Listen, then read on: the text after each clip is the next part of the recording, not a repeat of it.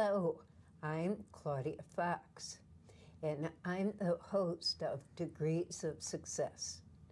I did create this show because I love talking to people who've done things in their lives without a college degree. I wrote a book about 15 years ago, and if you've watched my previous shows, you'll already know that.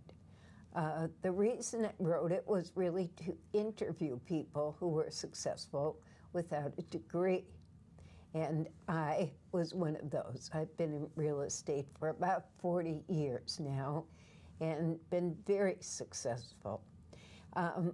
Now, in addition to that, I volunteer and work with teens in different group settings, in different high schools, just inspiring them to do what they feel passionate about. And so today I have a guest. His name is Walter Matyka. Is that correct? Yes. I'm learning to get better with these interesting last names. Actually, I'm part Czechoslovakian, and Walter has some of that in him as well. Yes. Yes. So welcome to the show, Walter. Glad to be here. Yes, so glad you could join us. Walter has a very interesting background, and I'm fascinated because you have 3 siblings, all sisters, and you, is that correct? That's correct. And you also have a twin sister. Yes. Correct? Correct. Okay. Yes. And you grew up in Berlin, which has, it's in the suburbs, rural area. And you grew up on a little farm. So what did your farm have on it? Well, our farm consisted of chickens, and of course you got to have a rooster because we were collecting eggs. And then we had a couple pigs on a farm, and then my grandfather at the time, we had 2 or 3 rabbit cages in the back, and we were able, being as young as we were, but my grandfather always showed us how to feed the rabbits, feed the chickens, go and, okay, it's time to collect the eggs. So we helped them collect the eggs. And that was as far as that goes. Yeah. So did you fatten up those little pigs so that you could have pork? Absolutely. You did, you did. So how did that kind of work? I mean, did you name the pigs and then you had to, get them for food? Yes, we did. We had names for them, and what our parents didn't know, we were sitting on the fence and we always ran across inside the pen, and we ran to the other side, and the pig would chase us, but yeah, we made it. I'm here. That's funny. That's so funny. So fresh eggs and good pork from the pig. And chickens. And chickens. And did you eat the rabbits? They were mainly pets. Good, good. Oh, I'm glad to hear that. Yes. My father used to come home, he went hunting and he shot those rabbits, and my mother would make rabbit stew, and honestly, I could not eat it. I was like, those poor little furry things. No, all of us, there were 6 of us, we refused to eat the rabbits. We had some deer meat, but definitely not the rabbits. Oh. So you got some great messages growing up about, taking care of animals, working as a team. So as you're going through school, did your parents give you any messages about going to college or not going to college? There wasn't any messages about even talking about college. And so we just guessed that we weren't going to college. We were going to have to go out on our own to make to get a job. And so we ended up, the only other choice was going to trade school. And then that was kind of hard because we had to leave. We went to high school from the from 6th grade to 9th grade, and then the trade school part was 10th through the 11th. Okay. So you, how did you figure out which trade schools to go to? Was that your own decision? Did one of your parents suggest it? Was it you knew you had a gift for this? That was, we ended up going to E.C. Goodman Tech, which is in New Britain, which was a school that was close. And I was interested in being a machinist because I liked, that was when you just took a piece of steel or aluminum and you made a product out of it. And that was very interesting to do. Wow. So did you discover that before you went to the trade school, or how did you know what you wanted to do when you got to the trade school? I was just fascinating on how things were made. Okay. And with the machinist part, that just fit what I wanted to do. Okay. Well, we don't have your sister here, but she went to that school, and she went to school to be a hairstylist. Correct. Yes. Correct. So that, and then your other two sisters went to work for Aetna. Yes, they did. And did they like move along in Aetna? I mean, did they help train them to do something? Oh, absolutely. My middle sister, she was there for, I think, around 8 years, or maybe 10 years, and my other sister was only there for four years. Okay, okay. So you all got the message that you didn't have to go to college, and that wasn't something that was talked about, or something that was, it was more value in your family to find out what you like to do and do it. Absolutely correct, Yeah. yes. That sounds great, really. Saves you a lot of time and energy, right? Absolutely. It's just, it was an easy thing for me and my sister that went to trade school. That was the thing to do. Yeah, yeah. Instead of going to college, which is it's a jobs that's out there, and we just enjoyed doing it. And so what was your first job? My first job, we were working with my father there. He did landscaping. So we did landscaping and putting in lawns. And then from there, my uncle built houses, and my father and I did the gutter work on the outside of the house. Then we also did the insulation work that needed to be done inside the house. And then from that, I went to after going through the trade school, I got my first job in a machine shop for around 4 years. Wow. And little Birdie told me that you were a saver. Oh, absolutely. I learned to save at a young age when our parents gave us an allowance to do stuff around the house and or at the yard, and if I wanted to buy something apart from my bicycle, I would have to.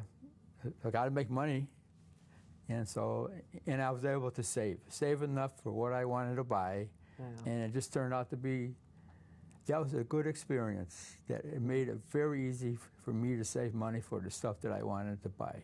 Wow, that's a great and do. lesson. It's a great lesson. When you think of so often now people, well, we're in debt. The whole country's in debt, and if we had just gotten that lesson, I mean, for me, I had to get into debt to figure out how to get out of it, and I would never, ever go back there. And I've become a frugal saver like you, but I didn't get that. I did get the work ethic. I started in a pizza place at 12, but I didn't get that saving ethic. I just didn't know about money. So I'm glad to hear you got that lesson young. That's great. Yeah. And well, when I went to, after being in the machine shop, I wanted to get a new car. So I ended up going to a dealer, bought the new car. My father went with me, and he says, so he picked up the new car. He says, well, you got your new car, now you got to go and pay for it. And so from that point, I put double payments down on the car, and within 2 years, it was all paid up. Wow. But I learned something very, very important, that by me paying off the car loan that quickly, I didn't realize it at the time, but it made me get a good credit report, which worked, which I didn't know about, but it helped me out with buying bigger stuff like a house. Yeah. Well, it really sounds like a good work ethic, and also, buying things and doing it in a good manner. Now, what did you do after the 4-year job as a machinist? I ended up going into the United States Air Force as a machinist, and they wanted me to go to school, but before that, I took a test, so I didn't have to go to the Chinook Academy, and I made it. I passed the test, so I went straight to a base. Wow. Air Force Base. Wow. As a machinist. Which is great. I mean, you didn't have to go like to war or anything like that, right? Yeah, Yeah. correct. You got a nice, stable job. How long were you in the Air Force? I was in the Air Force for 4 years. Okay. Did you jump out of any planes? I wanted to, but at the time, none of my friends wanted to go, so I just forgot about it, and that was it. I mainly worked on the aircraft as a machinist. Okay. Well, actually, Walt is going to join a group of us who are going skydiving in June. So he's going to get that opportunity, and it's on my bucket list. So hopefully we all make it through at my ripe old age, but I'm up for anything. So you came out of the Air Force, which sounds like you have good experiences. Absolutely. Yeah, and part of that, I think, is always one's personality and how we view things in life, because two people could go through the Air Force and one could complain, but you had a good experience. So, so that says something about how you were brought up and also how you transferred thoughts to positivity. Correct, absolutely. You are a positive person. And so what did you do after you left the Air Force? I went and I got a job at a place called the Britain Machine, and that's where they made the automatic bar machines, and we built them from the ground up. which was very interesting because you were taking different pieces of machine work and putting them together to make the machine and to also see it operate after the machine was done. What do you mean bar? It's these automatic bar machines where there was a spindle in the back that you would put these long half-inch bars through the machine, and then these other mechanisms would come down and drill and tap whatever they would make apart for other machines on this. Wow. So you were there for quite some time, as I recall, until you retired. So how many years did you put in there? Well, as far as the Britain machine part, I ended up getting laid off. Okay. And then from there, I went and got a job. There was a job opening in the town of Berlin for the grounds department. And it went by fast. I was there for 41 years. Wow. Wow. And then as far as being there, I was a self-made horticulturalist, where we started a lot of flowers for the town. We started them by seed, so we watched them grow up, and we planted them around the parks and around the town hall. And a lot of people just enjoyed it. From the town hall entrance, where there was a couple of flower beds, everybody just, when they came through the town hall, they all had smiles on their face because it was so nicely done. Wow. There were different varieties. Wow. And also Walter hunts and he fishes and he does service. But well, let's start with hunting and fishing. So you do that locally. How do you, this is sort of a hobby, you're hunting and fishing? Yes, I started with my father, and I just enjoyed going with him in the woods and seeing different wildlife that was out there. Then my dad also had a boat, and we do a lot of fishing in certain lakes, and we also did fishing in the ocean. Then I would go with them, and we'd go in one area called Niantic, and we went and got our own scallops, and we just filled up the bottom of the boat. It was all loaded with scallops, and at the time, anyways. And then we'd take them home, and we'd cut them open, take the scallop part out, and then my mom would freeze them in the freezer. Wow. Well, when I see those programs like Below Zero, things like that, I think of Walt out there, you know, either sitting in a tree or in his boat, doing some hunting and fishing. So growing up, did you mostly eat food that was caught, or, you know, chickens, or was it all homegrown type? Well, yes, a lot of it was homegrown. We had like an acre garden, and we had beans, peppers, tomatoes, corn, potatoes, cauliflower, eggplant.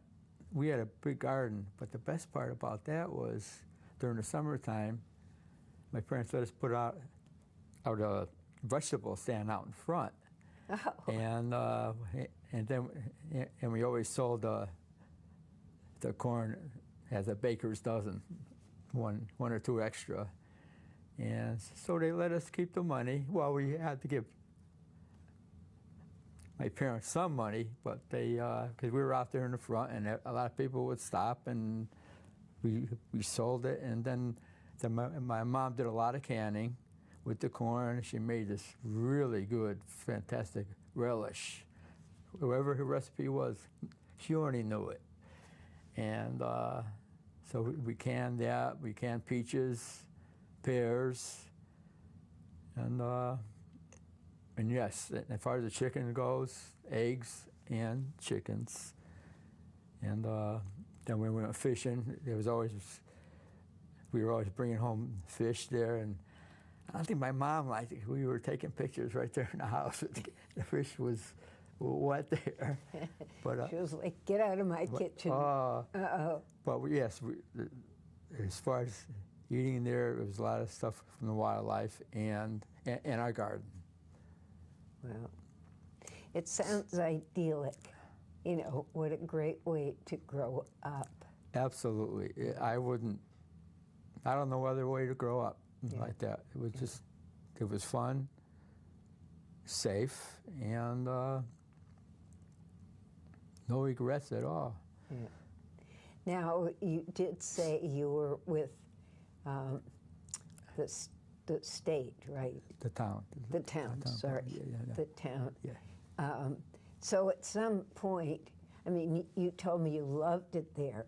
Yes. But at some point, it started to shift, and then you thought it's time for retirement. Absolutely. It's. I didn't think I would because I really